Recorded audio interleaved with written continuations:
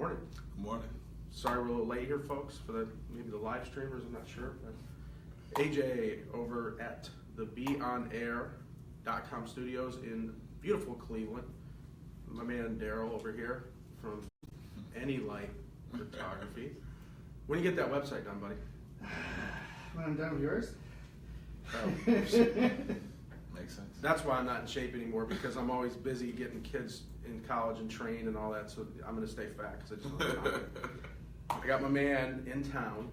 Yes, sir. Clevelander. Yes, sir.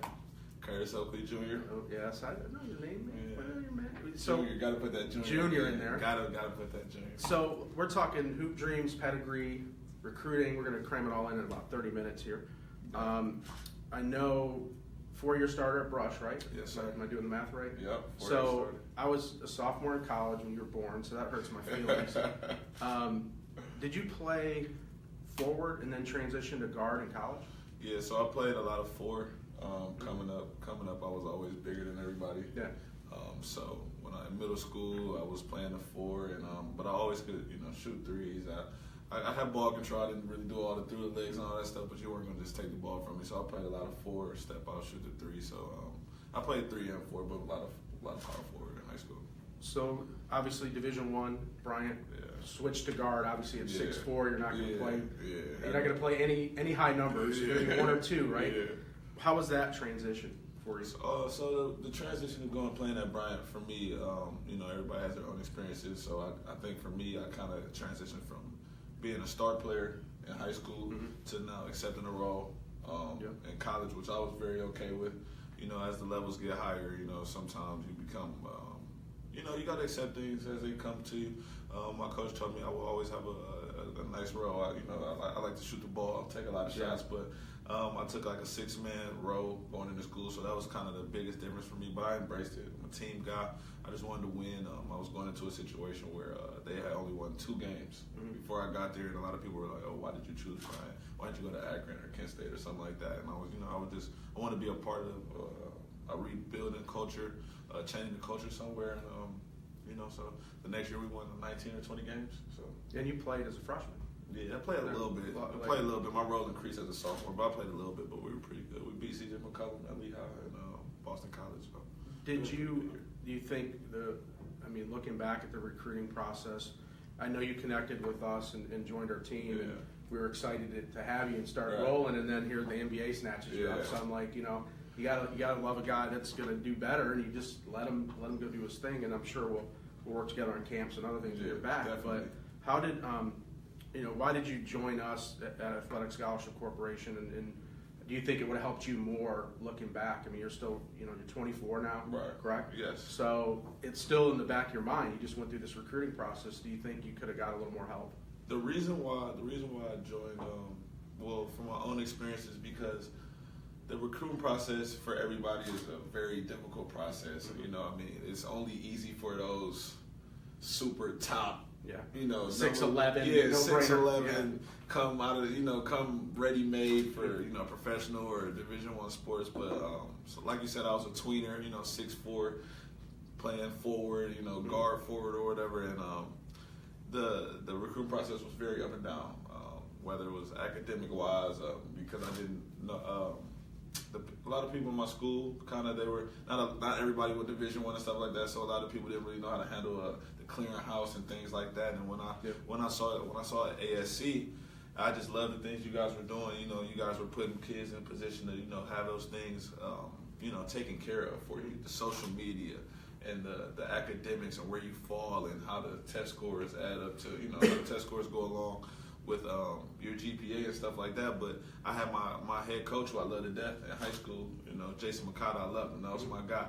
But he told my mother straight up, because he wasn't really aware of all the things that the process included. Yeah.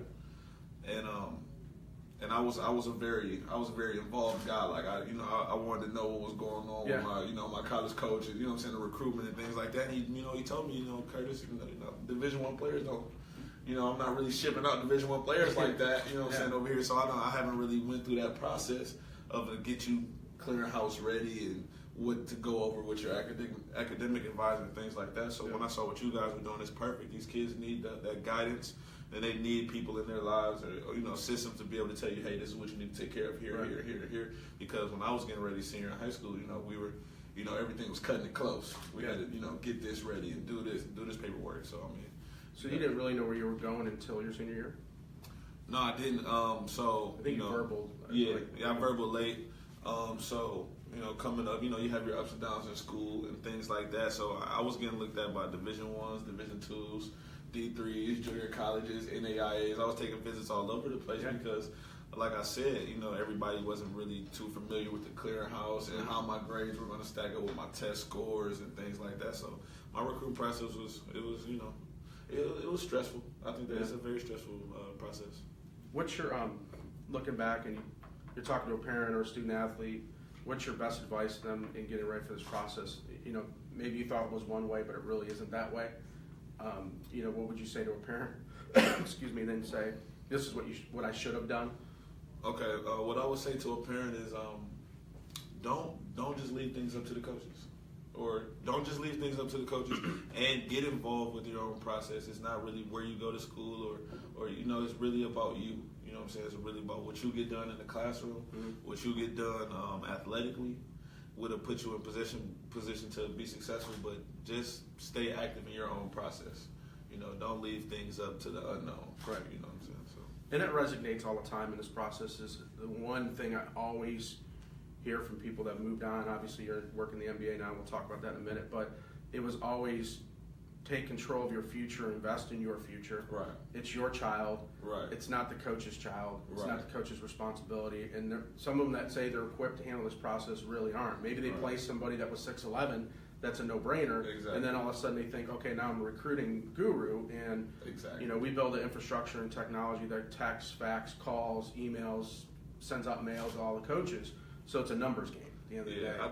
I think another big thing is like parents, they have to understand, parents and kids, that these high school coaches, this isn't a Division I college coach. This isn't a Division II college coach or NBA coach where this is their sole job. Right. You got high school coaches that, my high school coach was the basketball coach. He was the golf coach. He was a math teacher in the middle school. He did this and that. He has a family. You know what I'm saying? He has a wife. He has a kid. So they're doing so many things that they want to help you. But they're living a regular life just like you, trying to make ends meet and do all these other things. And they got 3, 4, 5 different players that are trying to go to school. So I think that, like I said before, you got to, stay on top of your own process. But that's why things like SC are amazing because you have all those tools you can use in the different packages where, like, when I was a young kid, you just say things on social media that you're not aware of that they can, these kids, and when I was coaching last year, I'm trying to tell these kids, hey, don't do this, don't do that, because they're looking. Yeah, for sure. They're trying to see. They're not going to bring anybody with bad character into these schools. So things like that are so helpful for these kids that you can't really beat it. Yeah, and they don't believe when we talk to them, and they just still do it. And they continue to do it, and then they wonder why. I had these coaches looking, and then they disappear. Right. And it's like if you were engaged in talking to a coach, and then they disappear, I'm willing to bet. And your skill set is still growing, and you can chart growth. Exactly. It's probably your social media behavior, or even your group of friends. I had one coach I interviewed, a baseball coach, that said, I look at the guy's girlfriend's page because I know the drama. Right. And I'm like, wow, that's a whole nother level of investigation. How did pedigree, obviously your uncle's, 19 years in the NBA? 19 years, yeah. I mean, crazy. Yeah. Charles Oakley. Yes, sir. And when did you ever beat him? Did you beat him yet? In basketball? Yeah, you take him in rack yet? So, we haven't played one-on-one. Wow. We played 2-on-2. See, he doesn't want to take you one-on-one. He doesn't want the one-on-one loss because he needs to be able to hang that loss on somebody else. All right. He probably picked me up. He needs to be like, okay, such and such might have been doing this to him, but I locked you up. Yeah. So, I played 2-on-2, me, my cousin and I, versus my uncle and my brother. It gets real competitive. It's not, not a lot of feelings lost not there. Good. Now, never play him one-on-one. I know you wanted to dunk on him and all that. I wanted to do a lot, but, he's a physical dude, so he probably won't get that done. You probably won't get that done. Well, he plays in a different era where you could actually really, I don't know, LeBron would probably hate playing back then. The guys get bloody noses, A lot of these guys would hate playing. It was like a hockey game. Exactly. And now it's different. But what did that pedigree and being part of that legendary basketball family, did that play a role in evaluation of you in recruiting, do you think, or not at all? I think it definitely played a role. I think that going into my recruitment, one of my biggest things that coaches liked about me wasn't necessarily athletically. I was growing up under my uncle and my father. They were real leaders of men, which I was able to learn. Growing up under them, so I kind of I was a leader on every team I played on. I really liked the team atmosphere. So I think going into my recruitment, a lot of the word is that this guy, he's a really good leader. You know what I'm saying? He's a great locker room guy to have in the locker room. I'm very I get on you, but I build you up. I always have your back. So I think that characteristic and that toughness that that I learned from coming up under my uncle and my father, really, I think that played a factor in my recruitment, because a lot of guys think it's just you just got to be able to play the game, but you got to be able to think the game mentally. So I think that played a factor. And that was one of my questions: is who's your biggest mentor? Is it both of them, or who really sticks out as your mentor, and how important is a mentor to a young man? My biggest mentor was my father. Okay. My father's also, my uncle's also, he also became a bigger mentor to me as I was getting older, because obviously he lived the NBA lifestyle, so he's doing a lot of traveling.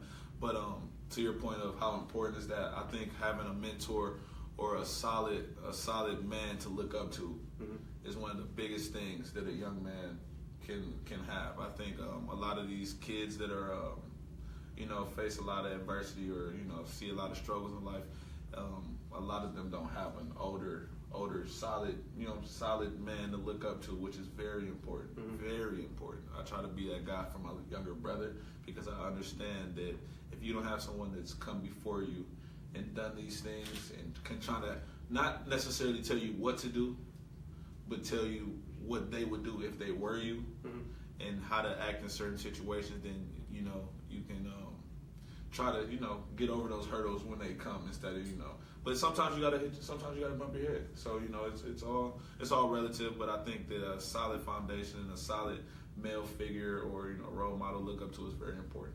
How was the transition from, obviously you're a scholarship guy in college, and it's great when you don't have debt, you get your education. Right.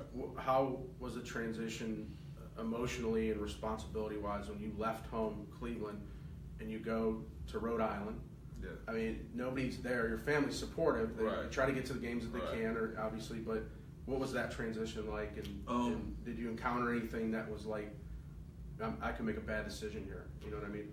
I mean, definitely. You always run into situations where you can make bad decisions off the court, on the court, wherever. It's in life. Yeah. Like I said, I come from a family of people that have been through a lot of things. A world of things, and they're really great teachers to us as the younger kids in the family. So they were pretty confident in me leaving home, and I know some kids' families are like, oh, we don't know, we don't really want them to get stay here. Because you're gonna have those kids that really haven't really experienced a lot yet, and parents and family members are really worried. I think that obviously because of my family, they were worried about me, but not too worried because I've done a lot of traveling, but it's all the maturation process. When you're going to go to college, you got to really look at yourself and really say, hey, am I going to buckle down and make the right decisions to be able to be a good citizen in whatever community that I'm going to? But, I faced my up and downs when I first got there. Like I said, it's a different, you go from culture to culture, and you got to get used to things. So, I think the biggest thing when kids are getting comfortable is always remain themselves. Stay true to the values and things that you've been taught by the older people in your family or the people you look up to, and you'll be all right. Yeah, that's great advice. What's college, the recruiting process? And I always tell parents that some coaches just don't tell the truth about the program or what you're facing. You're going to be the man. You're going to come here, and then you get there, and you're like, wow, this is like. And I tell people, all we can help you with is get on the stage, get visibility, and get an opportunity. What you do with that is. Nobody can control that except you and that coach. Exactly. Do you think your experience at Bryant was what you expected or what was promised, or do you feel like maybe sometimes in the recruiting process some coaches were you just didn't feel comfortable, like the chemistry, what I mean? I think at Bryant it was exactly the opportunities that were given to me were exactly what the coach stated. Their opportunities. Yeah. Like you're on the team, you're on the roster. What you do with it is up to you, right? Exactly. I think other schools that I talked to, they were just, some schools will obviously try to sell you a dream.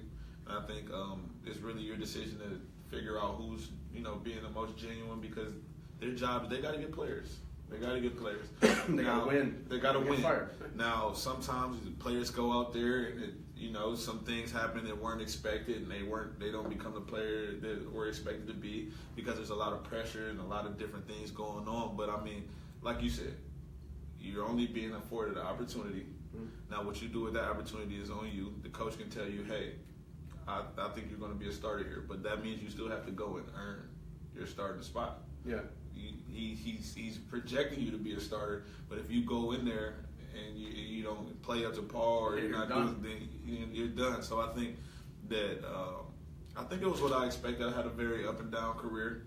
I had good times where I was playing a lot. I had times where I was sitting on the bench. It's how are you going to respond to that? It's my biggest thing. So I think, I got frustrated when I was sitting sometimes, and I was very happy when I was playing, but I was also happy sometimes when I was sitting, you know what I'm saying? Because I knew, you get a break, and sometimes my biggest thing is you have to be real with yourself. If you're not playing well, you're not playing well, you need to improve. But like you said, you're here to help kids get into school. What happens there is all on you. It's what you do. Yeah, I mean, a lot of these parents are talking about NBA, NFL, and I'm like, what happened to your junior year and your senior year back when I played in the 90s in high school? I remember saying, it's a new year, I got to earn my spot again. And I think that mentality's gone. I think a kid that has a good sophomore year thinks it's a shoo-in that he's going to be the man. And so everybody looks way past that to the NBA. And I'm sure you caught yourself at some points. You're having a successful career in high school. You're, an AP, honorable mention or whatever award you won, which is a big deal. So I'm sure sometimes you get a little swell in the head and you go, hey, I'm gonna do this, this, and this. I mean, did you try NBA? Did you go to camps or? My thing was, I was coming up through high school. We were all, I was in the same class with Desmond Ryanauer and Terry Rozier, and we were all, pretty successful. Everybody's looking forward, like, hey, I'm gonna go big D1. I'm gonna do this. I'm gonna go to the NBA and things like that. And for me personally, when I was at Bryant, my first 2 years, the NBA stopped being a real vision. Like I didn't really. I took a step back, and I really realized how hard it is to get to a level like that. Yeah. And I was seeing the guys at Bryant that had the bigger roles and were scoring all the points and grabbing all the rebounds, and their careers weren't projecting to the NBA. So I really had to take a look at myself. I'm like, hey, is this really something that I want to pursue, or should I pursue something more, more obtainable long term for myself? Everybody is different, but I think that the greatest thing you can do for yourself as a young man or woman is to really look back and be honest with yourself. A lot of these kids aren't honest with themselves. I still have friends to this day that play overseas that isn't too profitable going long term for them. Right. Now you got some people that are breaking the bank, but for me personally, I didn't want to go play 1 or 2 years, and so I didn't. For me, early on in college, I was like, hey, I'm gonna get a job, or whatever job I figure out that I'm gonna get, I'm gonna work hard and try to get a good one. So. Well, I mean, obviously Bryant's not Duke or Villanova or Kentucky, but the level of competition, even at D2, I see a lot of international players. And we're talking bigs. I mean, 6'11", 7-footers, and I'm going, wow. They were just late in the process. They were international, or someone wasn't marketing them, and you can't. These coaches can't see everybody. Exactly. Obviously, Kentucky, Duke, and Kansas, all these different shoe-in programs every year. They've got a pipeline, and they got the one and done guys. They just go in, play, and get out. So it's a different culture. How's the fast forwarding to NBA now? I mean, how do you like? You gotta love that job. Oh, man. I mean, what's your day like now? So my day is honestly, I love my job. I got a great job. For me personally, as a young man trying to keep moving forward. But I get in the office about 9:30.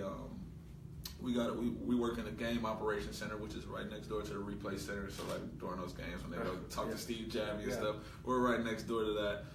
We got 4 monitors in the room, so basically I'm part of the strategy and analytics group, and we review games. Wow. We We evaluate the referees. We grade the referees on every single possession. Frame by frame, we're watching every possession of basketball. Every game that's played this season, we're watching it.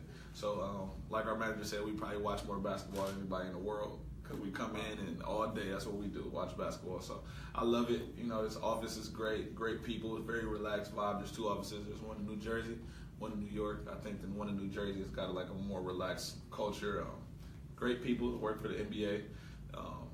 It's just a real comfortable feel, and hey, I'm watching basketball. I'm still doing what I love. I get paid to do what I love, so I can't complain. Did you think your basketball IQ? I mean, you know basketball and you play at all these levels, and then you get there and take this job. Do you go, wow, I've just learned so much more about basketball, and my IQ is so much higher now? Yeah. So with me personally, I've always been known, in basketball circles, I have a high basketball IQ. So when I walked in very confident. Yeah.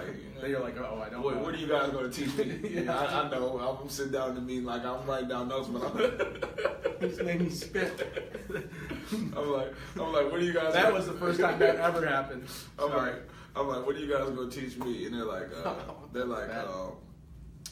they're just basically, there's a lot of stuff that goes along with the game that I didn't know, that I thought I did know, but hey, they taught me. I know what's going on now, so. That was coffee. It wasn't shooting back up. Don't worry, we're good. It's all good.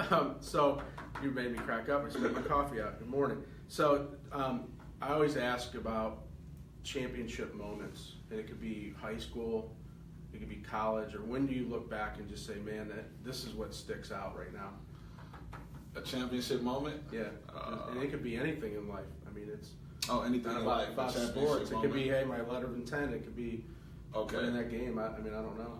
Just my championship moment was definitely signing that letter of intent to go to school. My mother, she was there. She didn't finish school. My dad, he didn't go to college or anything like that. So when I was signing that national letter of intent, like, hey, this is real. I'm going to school. I'm going for free, and this is probably gonna change change my life in whatever way. Whether I keep playing basketball, or whether I go into the professional world, I just knew that signing that piece of paper to such a prestigious school, because Bryant is a very good school. So I knew that just signing that piece of paper was just going to do a lot for myself, for my younger brother, So that was probably my championship moment. So obviously you wouldn't have the job in the NBA today if you didn't go that route. Exactly. Yeah. So obviously that worked out great. What's your toughest? You look at it and say this adversity's tough, and how am I going to get through this? Definitely my father passing away when I was in the 6th grade. You can either, in my opinion, you can go 2 ways. When somebody important to you passes away, you can sit and sulk, and you can really let that bring you down. Yeah. Or you can take everything that person has taught you and everything that person has meant to you, and take everything that person wanted you to become, and you can take that and you can use that as motivation, and you can trend in the right direction. And I think that it was a trying time for me. I was 12, but I think I responded well. I think I responded in the way that my father would want me to. I think I'm doing some pretty good things, and I know I still got a lot in front of me, but I think that I've done some things that he would be proud of, so I think that was my toughest challenge, and I'm still, to this day, 12 years later, I'm still thinking about it, but I'm still, using it as a motivation to, do good things, so. I probably know the answer to this next question is, if you had anybody you can meet, deceased, live, anybody that you can sit down for 30 minutes and pick their brain, who would it be and what would you ask them? Anybody. See, I was asked that question once in an interview. That's why I asked her. I think it's a great question. And I picked Jesus because I was like, that's the king of adversity. And I would have sat at the table and asked, I would have fired away. But honestly, he hasn't called me yet. So I got to do better. So, but like I just said, I'll probably take 30 minutes to get a 30-minute conversation with my dad and ask him, does he approve the way I'm living my life? Is he proud of the things that I'm doing? And I would ask him, where does he think I can get better at in life, and what things did he think I'm doing a great job on? What things did he think I need to keep working on? So, because that was like I said, that was my mentor, that was my role model, and I still try to every time I do something, I do it in his honor. So I think if I had 30 minutes, I would call him back and just ask him what does he think of what the things I'm doing right now. So Well, that's pretty. That's what I expected. As soon as I was going to that, I'm like, I already know the answer to this question. Sure. Training advice. Parents, they spend so much money on, Spark this, Nike that, the camps, and I know you did the camps. As soon as you came out, you run a lot of camps successfully. But what do you think, maybe the parent that doesn't have that budget to run around these high-line, 5-star rating camps, what do you think they should be doing? Somebody that just doesn't have the money, what do you think is the best way to train or prepare? Kind of drills or? The best way to train, I mean, if you can get into a gym, I think the best way to train is. Let me say this: I see a lot of guys that are training, that are doing a lot of things that aren't necessarily going to translate to a game. So you don't have to do. As a player, you don't have to go in and go do all the fancy things. Keep it simple. If you're a basketball player, keep it simple. Go work on your right to left, crossover, left to right. But if you don't have the money to go to all those big time camps, all I can say is stay hungry. Mm-hmm. There's always a gym somewhere. You got to find it. I know when I was a young guy, 8th grade, 7th grade, whatever, we always found somewhere to go play basketball. And I know it's getting harder and harder because people are trying to lock up these gyms for monetary reasons and all that type of stuff. But stay hungry. I mean, if it's your backyard with a hoop and that's all you can do, just a driveway, go hard. Go hard at what you do. YouTube videos are accessible to everyone. You know what I'm saying? Work on your right hand, work on your left hand, work on both hands, work on a way to shoot with both hands. I mean, just work on the fundamentals of the game. I was a big fundamentals guy. I didn't do a lot of, if you ever watched me airbrush, I didn't do anything fancy. Everything was effective. Everything I did was to pass to get an assist or score. I didn't go triple through the legs, double behind the back. It was, keep it real simple. So I think these kids should really work on honing in on their fundamentals, playing the game the right way, watching a lot of basketball. If you're going to be a basketball player, watch a lot of basketball. If you want to get a good test score, study. Study your craft. If you want to be an NBA player, well, you need to be watching NBA players. You want to be a college player, watch college basketball. So I think you got to really take serious and put the time in. Watching tape is, and it's ironic, I'm in that industry now, recruiting and evaluation. Right. But when I was in high school, I would take every break and, lunch, homeroom class, I'd go to the football office. Right. And I watched tape, and then it just hit me one day. I'm like, wow, I understand when this linebacker does this, or this defensive lineman uses his right hand, he's going this way. If he does his left, or you can see the muscles in their arm change, or their finger placement, they're going pass rush, or they're staying back for the run. And I was like, wow, if you really study deep, you can see what other guys are going to do. And it translates in basketball, any sport. Exactly. And back to that question about training, I interviewed an MLS player, and he said, some of the kids in other countries, in Mexico, Brazil, different regions, don't have this technology and all these devices. They just go out, put the soccer ball down, and work on dribble skills, cones, kick it against the wall, and they come here, and a lot of them dominate us in soccer. Yeah. And so it's not about these kids watching these videos we put out. They're always like, well, my mom doesn't have the money, my dad doesn't have the money, and so they get this mindset that they can't achieve what they want to, and it's the furthest from the truth. Because, I saw basketball now, and you probably used it or seen it, where they run against your mobile app, and it gives you all your efficiencies, art. It's crazy, and it's not that expensive. Yeah. It's like, I think it was $100 and some bucks at Dick's Sporting Goods. So I was like, that's crazy nice. Yeah. So you can get analytics, you can do a lot of things pretty cheap. What do you think about AAU? And I'm not a basketball savant like you are, but I've seen a decline in quality of some of them. But I know you were with Adidas, right? Yeah. So, what's your take on AAU? To a parent, do you say run your kid around an AAU? I get some clients that say my kid's not going to play for the high school, and they're just going to play for an AAU team. And so my take on it is, I'm a guy that I started playing major AAU in the 4th grade. So we were sponsored by Adidas in the 4th grade. I started playing for I coached for a high school. Then? I was one of the bigger kids. 6'1". We were like the team coming in the gym. You got your 4th grade friends, and you go to the same tournaments. And you see them, they're with their buddies, but you're walking in. You got Adidas bags and all this stuff. And they're like, you walk in, you're playing like the Jewish team in Beachwood. They're like, what is going to happen? You got every top 10 kid from across the state of Ohio. Yeah. So, but my take on AAU is because AAU is a tricky game. It's a lot going on. Yeah. And when you get into the major realm of AAU, it's crazy. But I think that the popularity goes towards the AAU, but I've seen a lot of popularity this last year. I've seen a lot of videos. I think a lot of energy is coming back to the high school game, which is great. I think people are trying to get away from the high school game, but I don't really agree with that. I think that high school basketball and playing in that situation under coaches, under a real system, under people who are really competitive is good for you. But AAU, I do suggest you play AAU because it is what it is. Going forward, 2018, it is a major factor, and